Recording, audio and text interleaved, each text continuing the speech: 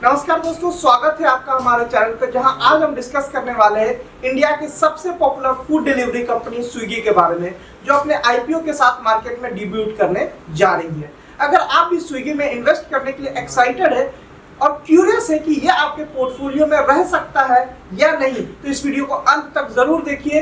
आज हम जानेंगे कि इसके डिटेल्स, डेट और ये आईपीओ कब आ रहा है और कब से आप अप्लाई कर सकते हैं। स्विगी के बारे में तो आप सब जानते ही हैं। ये इंडिया के सबसे पॉपुलर और रिलायबल फूड डिलीवरी प्लेटफॉर्म है, जो 2014 में बैंगलोर में स्टार्ट हुआ है। ये सिर्फ फूड डिलीवरी में ही नहीं, बल्कि ग्रोसरी और क्विक कॉमर्स सेगमेंट में इंस्टा स्मार्ट और बहुत सारे तरीके से काम करता है। स्विगी ने आईपीओ के माध्यम से फंड रेज किया है, जिससे कि वो अपने बिजनेस को एक्सपैंड कर सके और जोमेटो और अमेजॉन जैसे स्ट्रॉन्ग प्लेयर के साथ कम्पीट कर सके।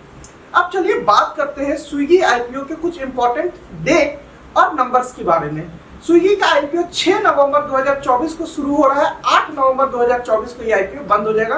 प्राइस बैंड है 271 रुपए से 290 रुपए पर शेयर, यानी 290 पे आपको इसे आगे चल के स्विगी को एक कॉम्पिटिटिव एज दे सकता है, स्पेशली क्विक कॉमर्स में, क्योंकि अमेजॉन वगैरह कोई भी इस तरह की चीजें नहीं कर रही है। अब कुछ प्रोस एंड कॉन्स पे भी ध्यान देते हैं। अब आता है सबसे इंपॉर्टेंट पार्ट कि क्या आपको स्विगी के आईपीओ में इन्वेस्ट करना चाहिए। अब प्रॉस में अगर मैं बात करूं तो स्विगी का एक बहुत बढ़िया ब्रांड नेम है, साथ ही साथ ये रैपिडली ग्रो कर रहा है और अपने आप को डाइवर्सिफाई कर रहा है, यानी कि एक फ्यूचर पोटेंशियल को देखते हुए अपने आप में चेंजेस भी लेकर आ रही है कंपनी।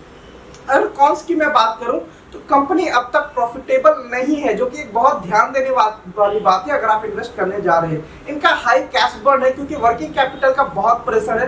जोमेटो जैसे स्ट्रॉन्ग कंपटीटर मार्केट वॉलेटिलिटी पे इम्पैक्ट कर सकती है। तो दोस्तों, अगर आपके पास हाई रिस्क टॉलरेंस है, आप रिस्क ले सकते हैं, तो आप इसके लॉन्ग टर्म के लिए सोच सकते हैं। ठीक है, आप स्विगी को आप अगर ये सोच रहे हैं कि इंस्टेंटली आपकी इन्वेस्टमेंट करने के बाद तुरंत ही आपको अगर इसमें ग्रोथ मिल जाए या आपको लिस्टिंग गेन मिल जाए, तो ये पॉसिबिलिटी नहीं है। अब थोड़ा सा हम लोग इस पे स्टडी कर लेते हैं कि लिस्टिंग गेन, या जिसे हम लोग कहेंगे कि ग्रे मार्केट प्रीमियम, क्या आ रहा है। तो ग्रे मार्केट प्रीमियम की अगर मैं थोड़ा सा आपको डिस्कस करूं तो स्विगी का अभी का जो प्राइस चल रहा है, जो लिस्टिंग प्राइस है, वो है 390 रुपए का।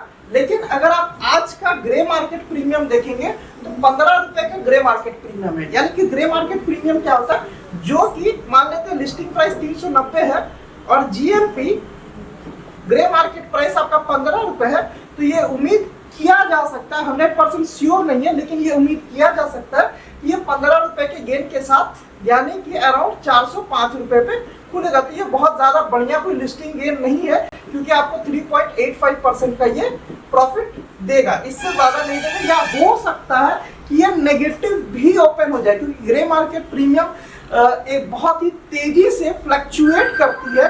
तो आपको इस चीज को ध्यान रखना होगा कि इसमें बहुत ज्यादा इंस्टेंट, आप कहेंगे, जैसे मैं एग्जांपल के तौर पे अगर मैं बताऊं कि टाटा टेक्नोलॉजीज या इस तरह की जो भी आईपीओ आए थे, वो बहुत अच्छा उनका ग्रे मार्केट प्राइस था।